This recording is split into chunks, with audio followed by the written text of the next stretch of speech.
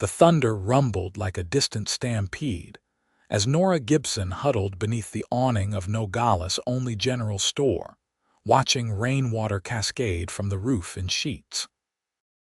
The small Arizona Territory town, nestled against the Mexican border, had weathered many storms since its founding in 1882, but none quite like the tempest that had battered them for 3 days straight in the spring of 1887.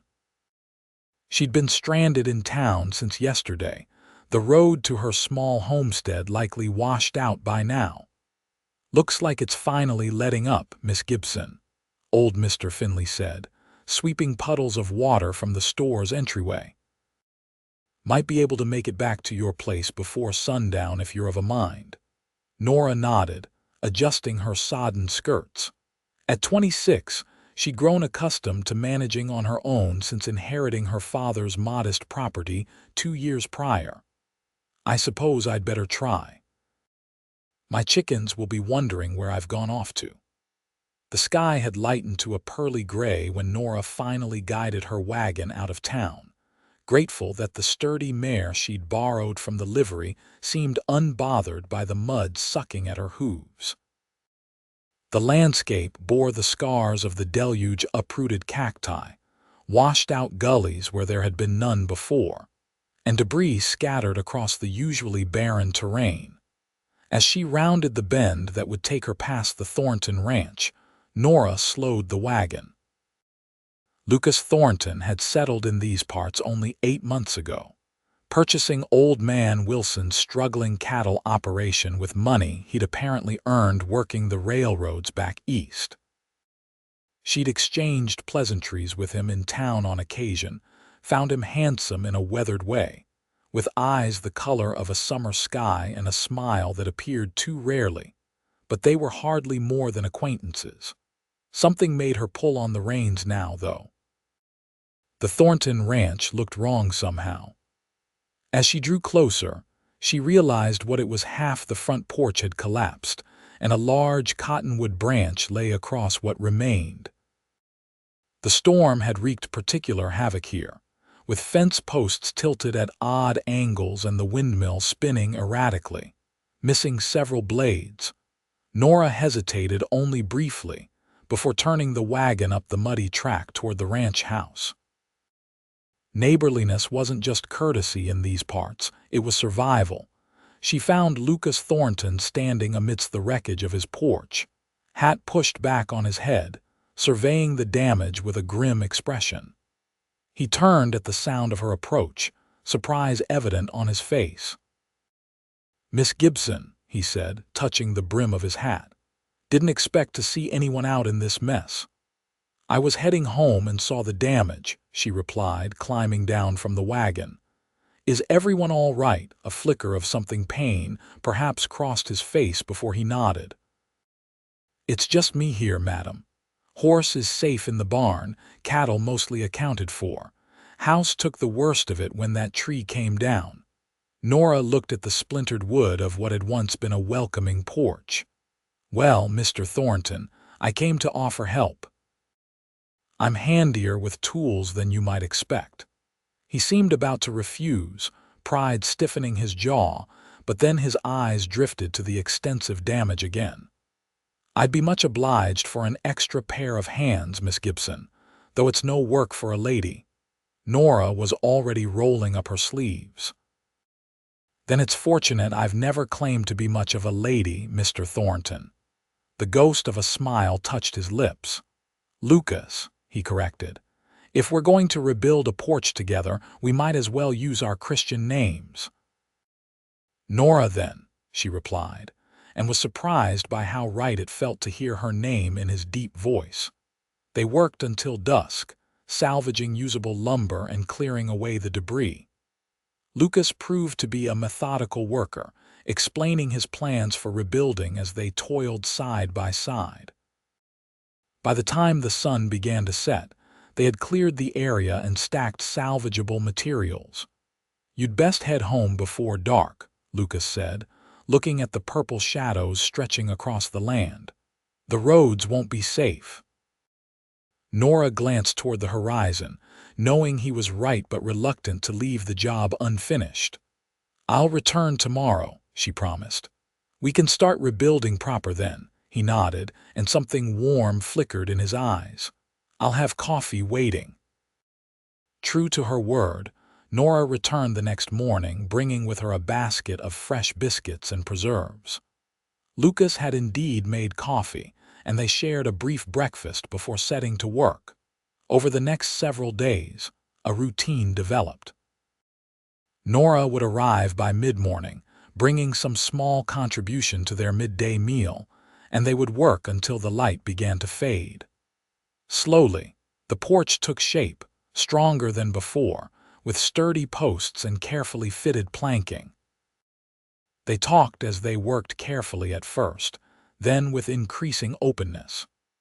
Lucas spoke of growing up in Tennessee, of working the railroads across the expanding West, of his dream to build something lasting. Nora shared stories of her childhood in Nogales, of learning ranching from her father, of her determination to keep her homestead thriving despite the doubts of neighbors who thought a woman couldn't manage alone. What neither spoke of were the deeper currents that seemed to flow between them with each passing day: the lingering glances, the brush of fingers when passing tools, the way conversation flowed more easily than either had expected. On the fifth day, as they were setting the final railing in place, Lucas paused, looking out over his land with a strange expression. "What is it?" Nora asked, wiping sawdust from her hands. "I was just thinking," he said slowly, "this porch will stand longer with you here." His eyes met hers, serious and intent. "Seems stronger somehow, built with 4 hands instead of 2. The simple words carried a weight that made Nora's heart quicken. "Well," she said, trying to keep her voice light, "that's what neighbors are for." But they both knew they had crossed some invisible boundary from neighbors to something neither was quite ready to name. As twilight approached, Lucas insisted on escorting her home. "Just to be sure you arrive safely," he said, though the skies had been clear for days. Nora didn't protest, finding she enjoyed his company on the quiet ride to her homestead. When they arrived, politeness dictated she invite him in for supper, and to her pleasure, he accepted. Her small cabin was modest but tidy, with colorful curtains at the windows and a patchwork quilt draped over the back of her father's old rocking chair. "You've made a real home here," Lucas observed, looking around with genuine interest.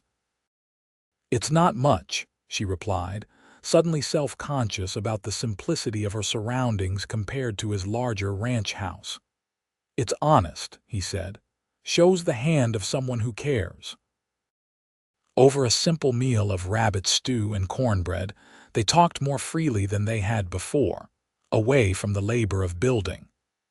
Lucas spoke of his wife Sarah, who had died of fever 3 years prior, leaving him alone and restless.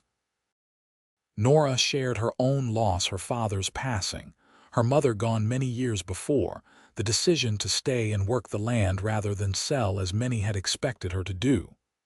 "It's not always easy," she admitted, "but it's mine. I couldn't bear to let it go." Lucas nodded, understanding in his eyes. "That's how land gets in your blood, becomes part of who you are." When he left, the night seemed unusually quiet. Nora found herself thinking of him as she prepared for bed, the strength in his hands as he worked, the quiet humor that occasionally broke through his serious demeanor, the way the sunlight caught in his hair. The porch was completed 2 days later. They stood together, admiring their handiwork, a sturdy, well-crafted structure that looked as though it had always been part of the house. "Couldn't have done it half so well without you," Lucas said, his voice gruff with sincerity. "I'm glad I could help," Nora replied, suddenly aware that their reason for seeing each other daily had come to an end. Lucas cleared his throat. "I was thinking." He began, then stopped, seeming uncharacteristically uncertain. "That is, I wondered if you might join me for Sunday dinner after church, as a proper thank you. A warm flutter of anticipation rose in Nora's chest. I'd like that very much. Their dinner that Sunday marked a turning point. Lucas had gone to considerable effort, preparing a roast with vegetables from his small kitchen garden, and even producing a bottle of wine he'd been saving for a special occasion. They lingered at the table long after the meal was finished, talking as the afternoon light slanted golden through the windows. When Nora finally rose to leave, Lucas walked her to her wagon. Standing beside it, he seemed to struggle with something he wanted to say. "Nora," he finally managed, "I've grown accustomed to seeing you these past days. I'd like to call on you properly if you'd permit it." His formality made her smile. "I'd like that very much, Lucas." The smile that broke across his face transformed him, years seeming to fall away. Impulsively, he took her hand and pressed it briefly to his lips. "Until Wednesday, then," she nodded, a happiness she hadn't felt in years bubbling up inside her. Wednesday. Word spread quickly in Nogales that Lucas Thornton was courting Nora Gibson. Some expressed surprise. Lucas was known to keep to himself, and Nora had shown no interest in the few eligible men who had approached her since her father's death. Others, like Mrs. Henderson at the general store, just nodded wisely. "Always thought those two would suit," she told anyone who would listen. "Both got that same look about them, like they're carrying something heavy but won't complain about the weight." Through the heat of summer, their courtship progressed with a careful steadiness that suited them both. Lucas would ride over to help Nora mend fences or replace shingles. She would bring fresh baked bread or preserves when visiting his ranch. They attended church together on Sundays, shared meals, and slowly, the walls that grief and solitude had built around each of them began to crumble. In late August, during a town social, Lucas led Nora away from the dancing and lantern light, out to where the stars blazed overhead in the velvet darkness. "I've been thinking," he said, his voice low, "about the future." Nora's heart quickened. "Oh, my ranch is doing well enough now. The cattle are healthy, the land's producing, but a ranch isn't just land and livestock." He took both her hands in his. "A ranch needs a heart to make it a home. Lucas, I know it hasn't been that long," he continued, his words coming faster now as if he feared losing his nerve. "But I've lived enough to know when something is right. When I'm with you, Nora, everything makes sense in a way it hasn't for years." He knelt then, still holding her hands, looking up at her with eyes that reflected the starlight. "I'm asking if you would do me the honor of becoming my wife. Of joining our lives and our lands and making something stronger together than either of us could alone." Tears pricked at Nora's eyes. "Yes," she whispered. "Yes, I will." The kiss they shared beneath the Arizona stars sealed more than a promise. It marked the beginning of a partnership that both knew would weather whatever storms might come. They were married in early October, when the worst of the summer heat had passed, and the land was bathed in golden light.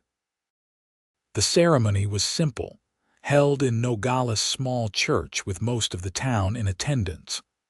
Nora wore her mother's wedding dress, carefully altered with wildflowers in her hair.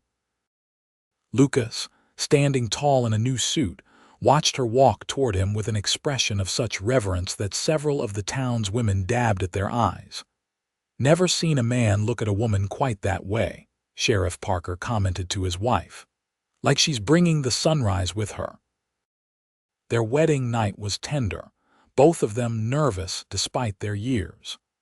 Lucas touched her with gentle reverence that gradually gave way to deeper passion as they discovered each other.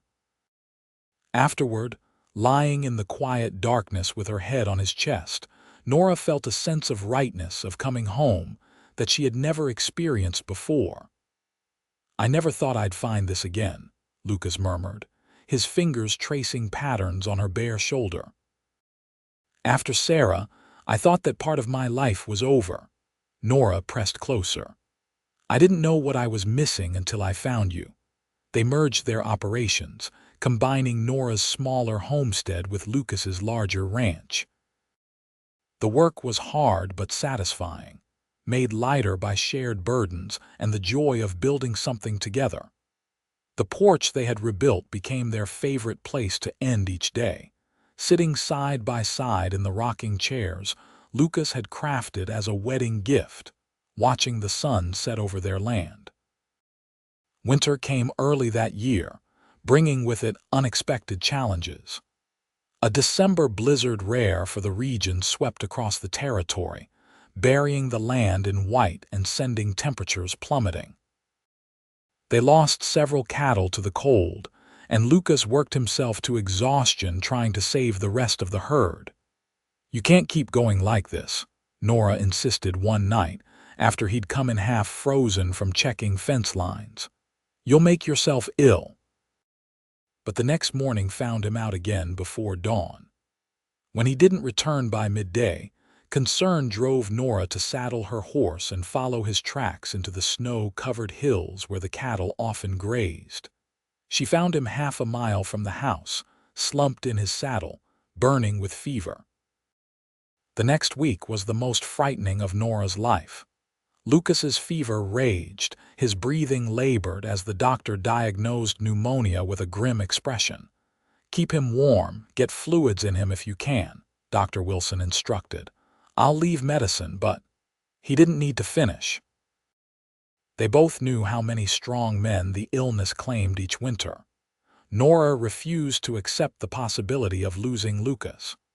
She barely slept, sponging his burning forehead, spooning broth between his cracked lips, talking to him constantly even when he was too delirious to respond. She read to him from the Bible, sang the hymns her mother had taught her, and when night fell, whispered her deepest fears and hopes into the darkness of their bedroom. "You can't leave me," she told his unconscious form. "We've only just begun. There's so much more waiting for us, Lucas. Children to raise, seasons to see change, gray hairs to count. Please fight. Please stay with me." On the fifth night his fever broke. Nora, dozing in the chair beside their bed, woke to find Lucas watching her, his eyes clear for the first time in days. "You're still here," he whispered, his voice weak but lucid. Tears spilled down her cheeks. "Where else would I be?" He managed a small smile. "Thought I heard angels singing, but it was you all along." Recovery was slow. Lucas chafed against the confinement, unused to idleness, but Nora was firm. "You nearly died," she reminded him when he argued to return to his duties. "The ranch will wait." To occupy his mind, she brought him the ledgers, and together they planned the spring planting, discussed which cattle to sell and which to breed, and dreamed of improvements to make when he was well again. "We should add on to the house," Lucas suggested one evening as they sat before the fire, his strength gradually returning. "Another bedroom or two." Nora looked up from her mending. "Oh, are you planning to take in boarders?" A smile played at the corners of his mouth. "I was thinking more along the lines of a nursery." Her heart skipped a beat. "Lucas Thornton, is that your way of asking if I want children?" "I suppose it is." His expression grew serious. "I know we haven't spoken much about it, what with getting married and combining our places. But I've been thinking, lying here with too much time on my hands. I'd like to be a father, Nora, to raise children with you if that's something you want too." Nora set aside her sewing and moved to perch on the edge of his chair, taking his hand in hers. "It's something I want very much." The tenderness with which he pulled her into his arms told her everything words could not. Spring brought renewal to more than just the land. As the days lengthened and wildflowers carpeted the hills, Lucas regained his strength. The ranch thrived under their combined care, with Nora's knowledge of local growing conditions complementing Lucas's skill with livestock. They began work on the addition to the house in April, 2 new bedrooms and a larger kitchen. Lucas insisted on doing much of the work himself, though neighbors came to help raise the frame in a day of communal effort that ended with a feast spread on tables in the yard. "Your husband's a changed man," Mrs. Henderson observed to Nora as they served food to the hungry workers. "When he first came to town, he barely spoke 2 words together. Now look at him laughing, planning for the future. That's your doing, my dear." Nora watched Lucas demonstrate something to young Billy Porter, the teenager's face rapt with attention. "We changed each other," she said softly. "Found what we needed." In late May, Nora confirmed what she had begun to suspect: she was expecting their first child. She waited until evening, when they were sitting on their porch watching twilight settle over the land, to share the news. Lucas's reaction was everything she could have hoped for. Joy illuminated his face, followed by tender concern as he immediately insisted she sit down, then laughed at himself for the absurdity of the gesture when she was already seated. "When?" he asked, kneeling before her chair, his hands cradling hers. "The doctor thinks January," she replied, unable to stop smiling at his obvious delight. "A winter baby." "A winter baby," he repeated wonderingly, placing a gentle hand on her still flat stomach. "Our child, Nora, our family." The months that followed were filled with preparation and anticipation. Lucas finished the addition to the house with renewed vigor, taking particular care with the nursery.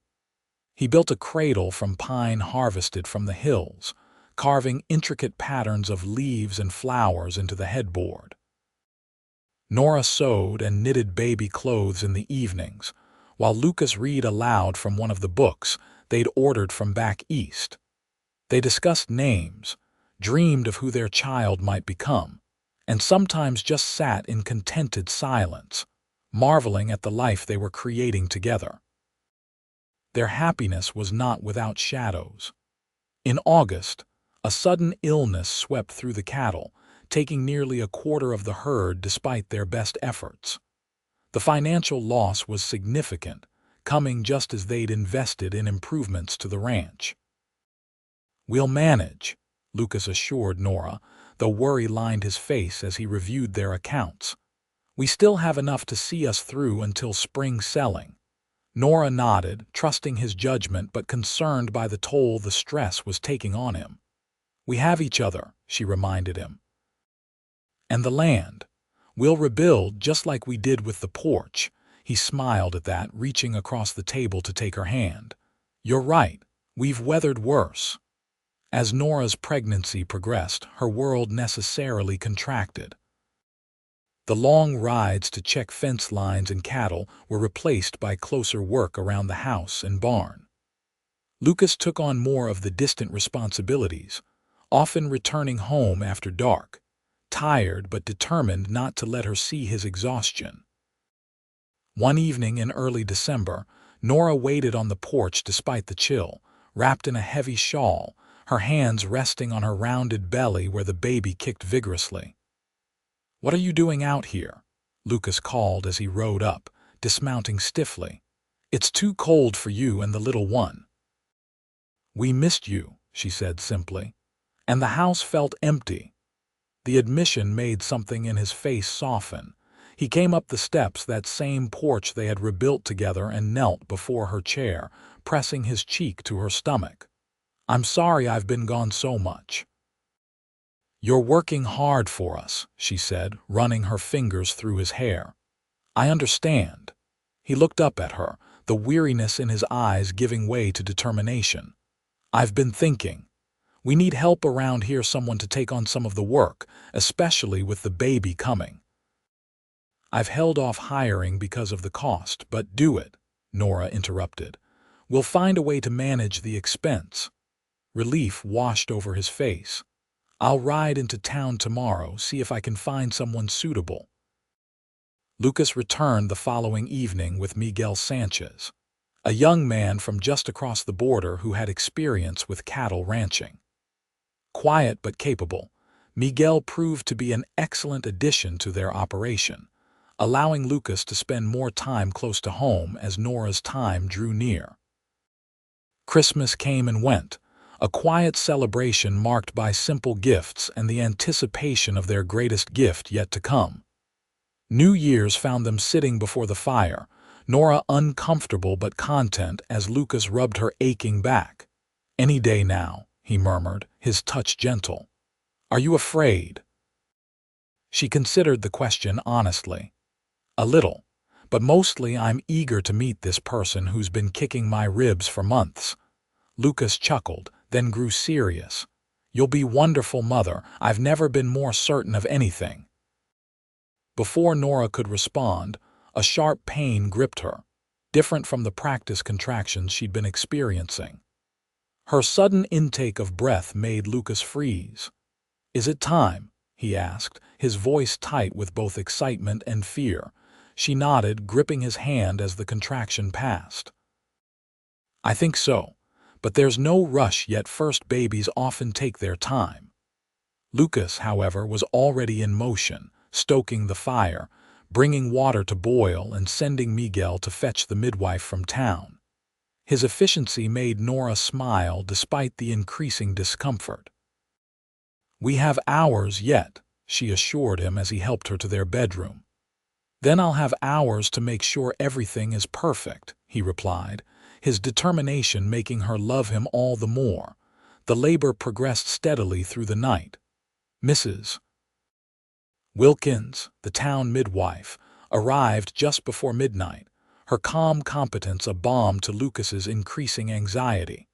She shooed him from the room during her examination, then allowed him back when Nora called for him.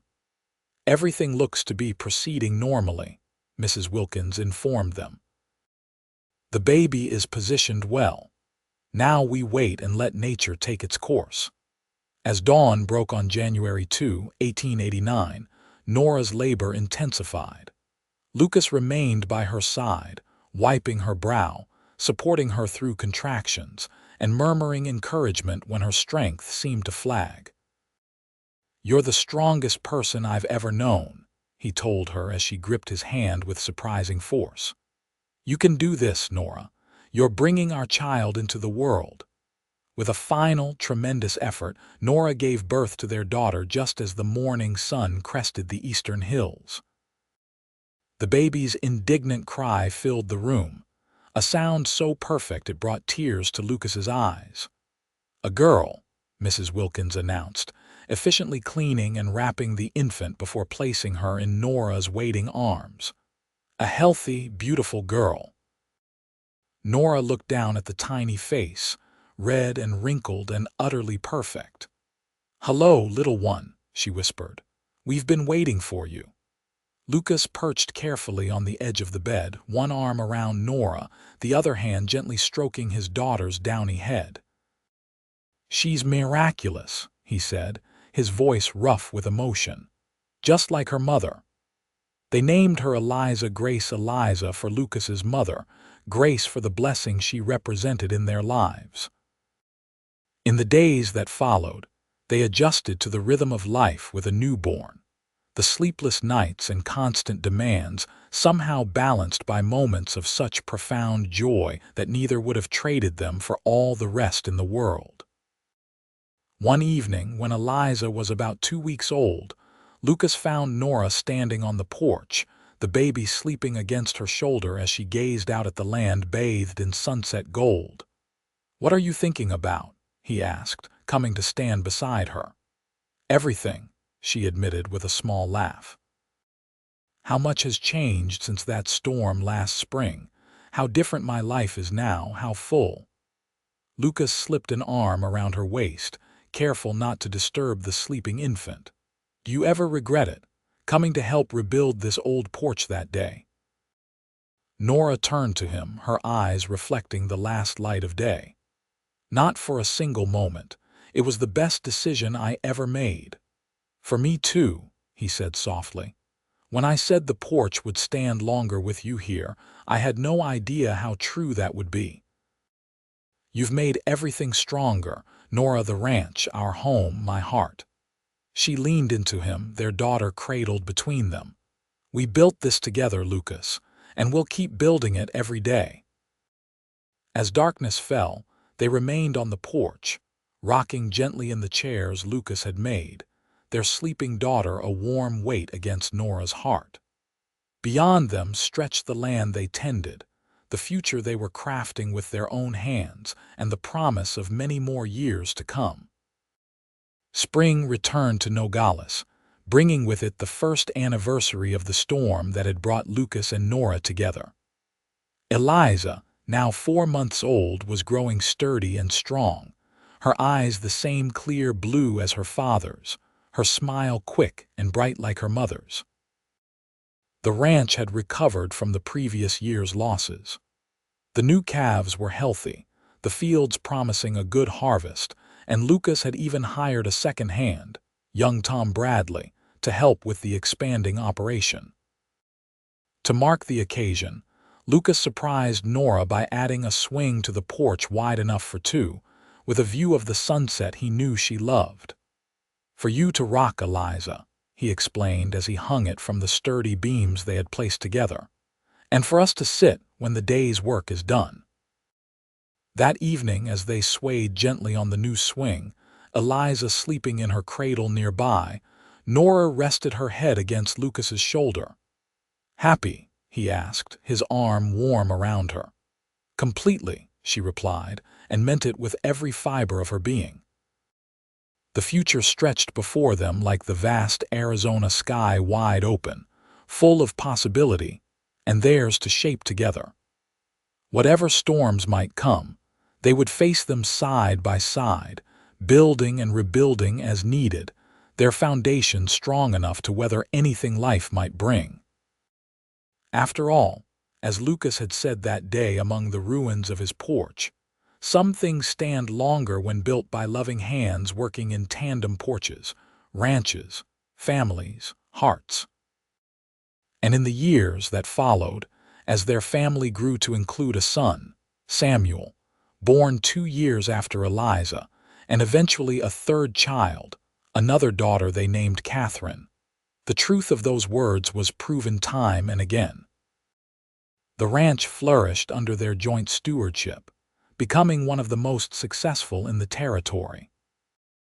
The house expanded as their needs changed, but the porch remained the heart of their home, the place where they ended each day together, watching their children grow, sharing their dreams and concerns, and marveling at the life they had created from the wreckage of a spring storm. By the turn of the century, when Nogales had grown from a small frontier town into a bustling community straddling the international border, Lucas and Nora Thornton were respected fixtures in local society. Their children were nearly grown, Eliza engaged to the local doctor's son, Samuel learning the ranching business at his father's side, and Catherine still in school, showing a talent for numbers that suggested she might one day take over the business side of the ranch. On warm evenings, Lucas and Nora could still be found sitting on their porch, now gray-haired but still vibrant, their hands often linked as they watched the same sun set over land that had sustained them for more than 2 decades. "You remember?" Lucas would sometimes ask, a smile crinkling the corners of his eyes. "That first day when you rode up and found me staring at this broken-down porch, how could I forget?" Nora would reply, squeezing his hand. "It was the beginning of everything." And in those quiet moments, surrounded by the legacy they had built together, both knew the same truth, that sometimes the strongest foundations are laid in the aftermath of storms, and the most enduring structures are those built by hands working in harmony, guided by hearts that beat as one.